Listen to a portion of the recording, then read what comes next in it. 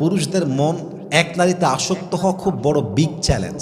কেন জানেন? কারণ যে পুরুষদের জন্য জান্নাতে 70,000 হুর থাকবে, সেই পুরুষ দুনিয়ায় এক নারীতে আসক্ত হবে কেমন করে? ঠিক কিনা বলেন? এটাই বাস্তব।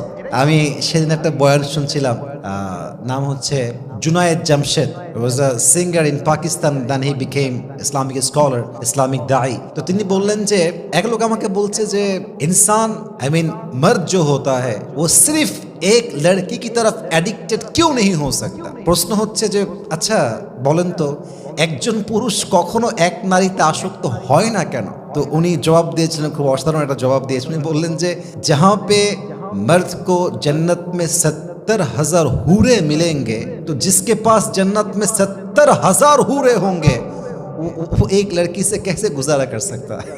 तो যার জান্নাতে 70,000 হুর আছে, সে একটা মেয়ে দিয়ে কেমনে চলবে? তো বাস্তবতা হচ্ছে এই পুরুষ যতই বলুক এটাই পারফেক্ট, এটাই চাই, এটার প্রতি আসক্ত, বাট পুরুষের চোখ আর পুরুষের মন আসলে সহজে এক নারীতে আসক্ত হতে পারে না। ঠিক কিনা বলেন?